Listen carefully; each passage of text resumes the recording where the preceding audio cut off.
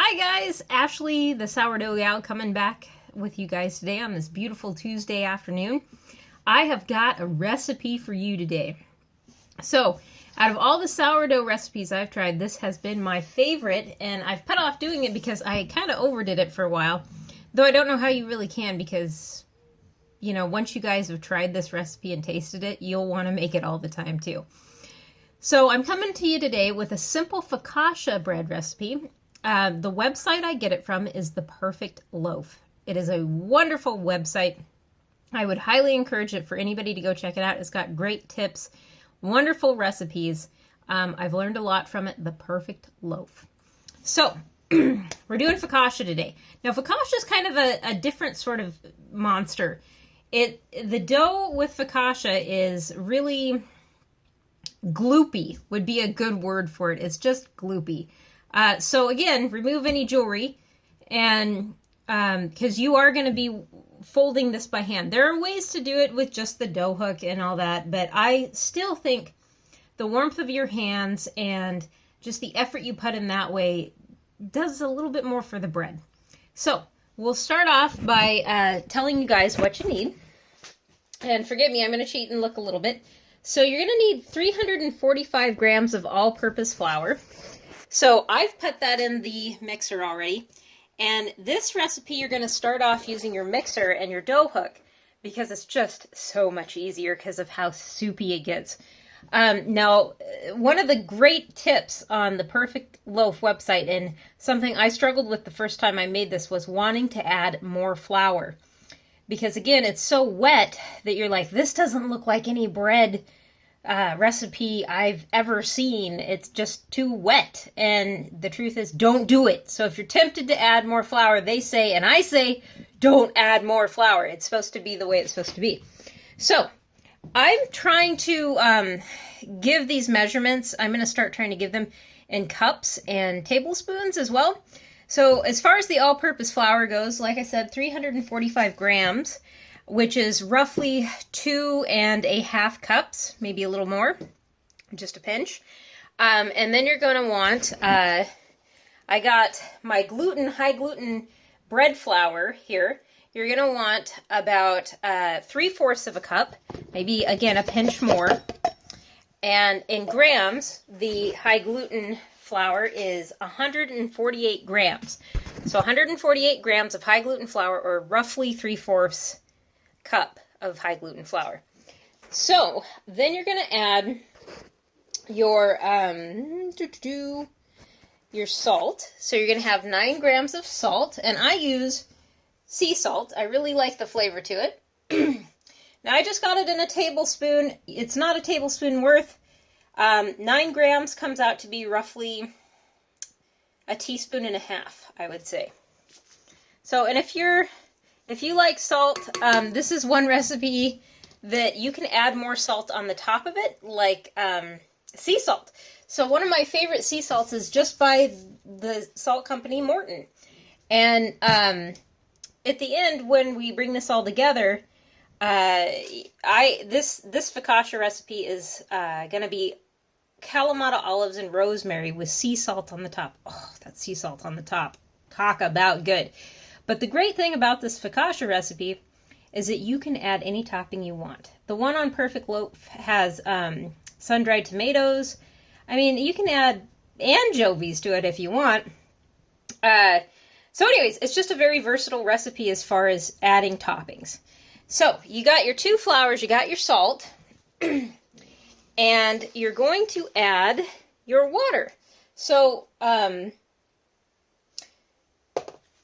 the water, and bear with me guys, thanks for bearing with me in general, but again, trying to measure these out and go back and forth is a little tough for me because I haven't done it before. So you're going to have, I don't know if you guys can see that, the cup line is that top red line. There you go. And so I would guesstimate that to be about a cup and just under a half of water. Now you're going to hold back a little bit more, and I don't know how to read this thing very well. This is my other, I'm running out of measuring cups. But if you guys can see that, on the cup lines it says 1/8. So about 1.5 cups, and then you're going to hold back 1/8 cup of water, because this is, again, such a soupy dough that you want to slowly add the last little bit of water if it can handle it. So in grams, you're going to have 344 grams of water and hold back 50 grams to slowly add in. So let's add in the first bit of water. I'm just going to pour it on in there. And again, it's just going to seem really wet, but it's okay. And then you're going to add sourdough. So I'm just kind of scanning the recipe to make sure, because again, it's a finicky start, but the end of this is just beautiful. So sourdough, flour, water, salt. Okay, so the last thing we're going to add, we've got our flours, we've got our salt, we've got our water. We're going to add our starter. So I would guesstimate the grams on the starter for this recipe are 94 grams. Now I would guess, if you can see that, I would guess that that is going to be, looking at it, about 1/4 to 1/3 cup of sourdough starter. And this is active sourdough starter. It's not like the crackers, you can't just use leftovers. Very active starter, very gluten-y. So you're going to add that in. Just dump it in there. And then you're going to mix this, and you're going to mix it really well. You're going to mix it till it's all incorporated. And again, it takes some time, but when it starts to form, when it starts to come together, it's just going to, it kind of reminds me of GAC. I don't know if some of you guys remember GAC, the Nickelodeon toy that was, or slime. Boy, that probably dates me a little bit. Anyways, it's got a consistency of that, and I'll show you guys here in a minute, but I am going to just let this do its thing, and we'll come back and show you what it's supposed to look like, and then we'll try and incorporate the rest of the water. And the very last ingredient, which you're going to need, is olive oil, extra virgin olive oil, and you're going to need 10 grams of this.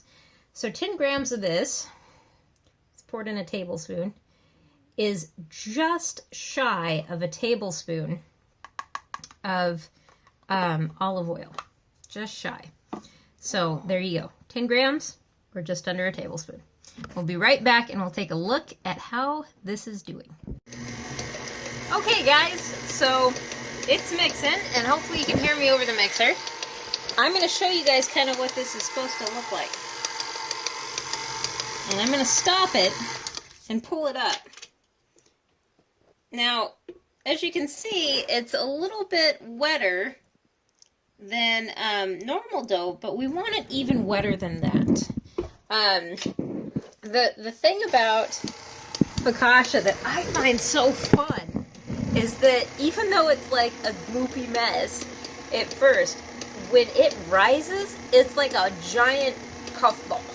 So it's kind of fun. So I'm going to start adding a little bit more of this because it can take it. I can see it can take it. Now, what you don't want to do is you don't want it to add so much all at once. You just want to add a little bit at a time. So I added about 1/3 of that. And you can see it takes a little bit of effort to incorporate it.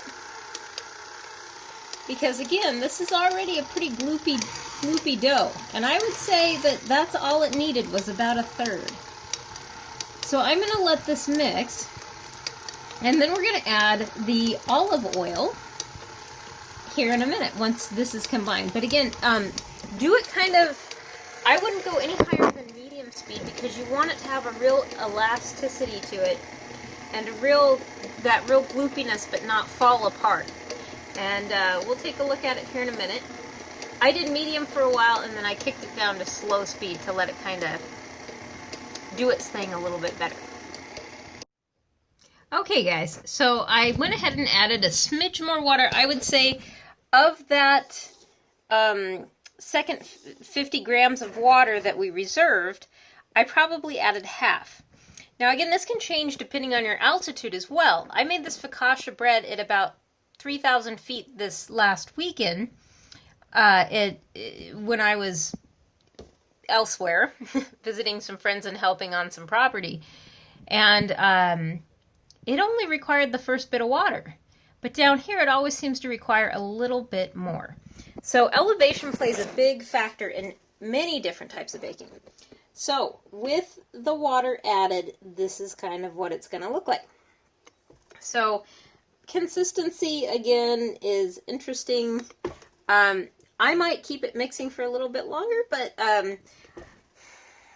I think it's close enough. I've done this recipe a couple times. I'm going to kick it back on, and I am going to add the olive oil. So again, 10 grams of olive oil, or just under a tablespoon. We're going to dump that in there, and it's going to start to incorporate that. I'm going to put you guys down. And I always feel like I'm shouldering a crowd when I lift that phone doing a video.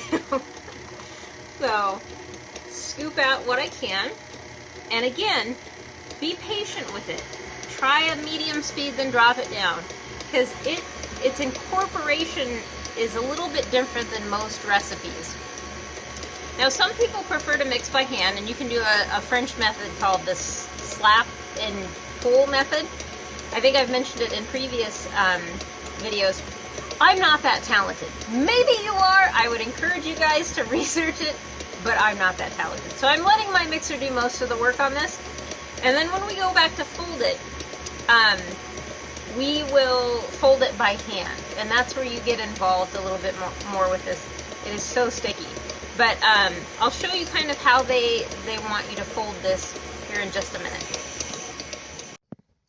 Okay, guys, so it's done incorporating. There we go. That's kind of what it's going to look like. Again, it's got this really kind of funky, gummy texture. So when you go to... I lost you guys. When you go to fold this, I tell you, doing videos from home is not easy without my sidekick with me. You husbands and wives out there, don't take for granted that partner. They really help out. So you're gonna kind of get around the edges with your finger. And when you fold it, you're just gonna kind of take it up and fold it into itself. Almost like, I don't know if you've ever seen people pull taffy, but it's a little bit like that. Ugh. It is so sticky and so gloopy. But you're going to do these kinds of folds on this every half an hour for the next 2 hours, okay? Now, the thing is, I'm making this in the evenings. You can actually start this in the morning, and this is not an overnight bake per se. You can have fresh, amazing focaccia bread by the end of the night. So you do these pulls every half an hour for 2 hours, and then you let it rise until it's puffy. And you guys will see what the puffy looks like here in a bit. I'm actually going to put this in my fridge overnight because it gets a really nice flavor. And if you do the overnight version, if you make this in the evening, you go ahead and you put it in the fridge, you cover it. Always cover sourdough in between anything you do with it or it will dry out. So you cover it, you put it in the fridge after your 4 folds, if you're doing an evening, starting it in the evening, and then you take it out during the day and you let it rest for, you let it come up to temp. And sometimes that's quick, especially in the wintertime if you can put it by a fireplace or a heater. It will puff up a lot faster. In the summertime, it might take a little longer just because, you might have the AC on or whatever. But I find that it takes between 4 and 6 hours to get puffed. So, yeah. So after your 2 hours of pulls, 4 to 6 hours, you can have focaccia bread same day. It is awesome. So through the magic of video editing, I will see you guys back when it is ready and puffed. Take care. Hi guys, back to finish the focaccia. It is day 2, And the focaccia came out of the fridge this morning. So if you did the overnight focaccia, and again, it can be done, you can start in the morning and have it done by night, or you can start it the night before and have it done by like midday. So I did the overnight option, and we have focaccia. So I took it out of the, or I guess focaccia dough. I took it out of the fridge, and I'm going to show you, we're going to take a look, and I put it in kind of a warm oven. I just turned my oven on for like 5 minutes to warm it up, covered the dough, put it in a pan instead of a bowl. It kind of stuck to my beeswax thing because my beeswax wasn't quite long enough to tuck the edges in. But look at how beautiful that is, you guys. I mean, that's exactly what we're going for. Sorry about the shaky video. But it's very, very fluffy, very marshmallowy, very bubbly. That is what we were looking for, and we achieved it. So, to give you kind of a timeline, I took this out probably around 8 this morning, 7 or 8.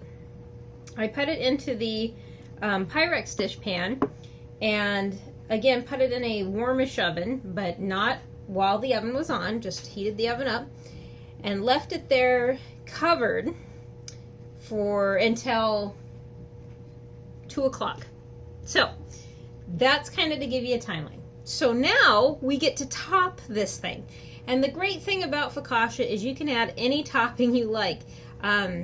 I think I mentioned sun-dried tomatoes and Kalamata olives and all that jazz. You can use fresh herbs like thyme, even oregano. You could do like a pizza-themed one, an Italian-themed one. You could even do an Asian-themed one. So the cool thing is it's a blank slate.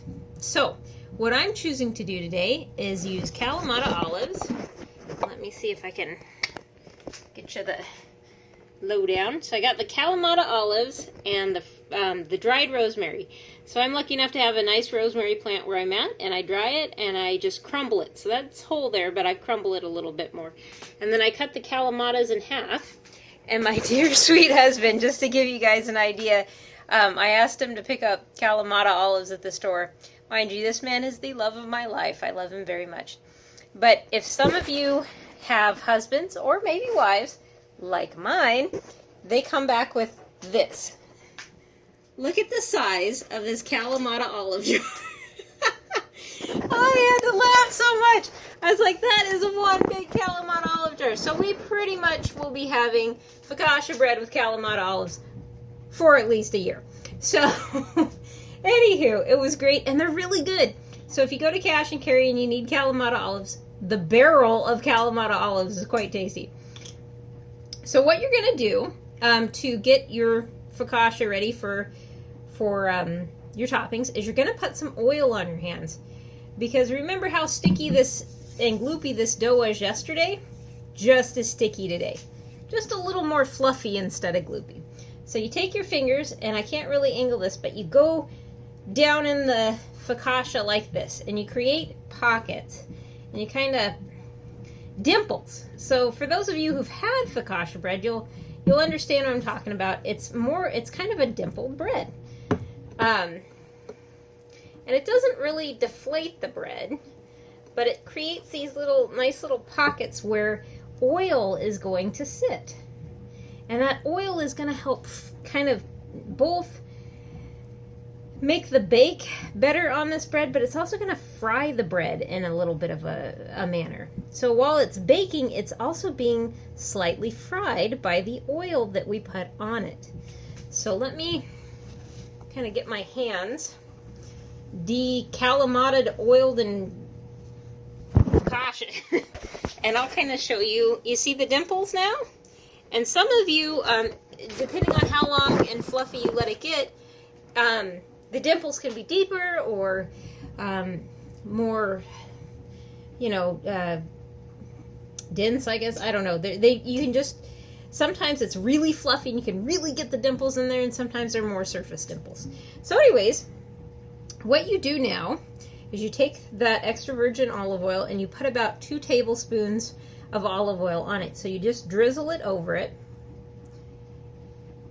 Too much oil and it'll be almost greasy. Too little oil and it won't have that nice crispy kind of focaccia crust that is so yummy. So what I do is I take that oil and I just kind of, again, dimple down into it once the oil's on it again. And I'll show you this in just a sec. Oh my gosh, I'm getting hungry already. Yeah, I was thinking about this morning and I thought, oh my gosh, for a late day snack, I am going to have a focaccia and I am so excited.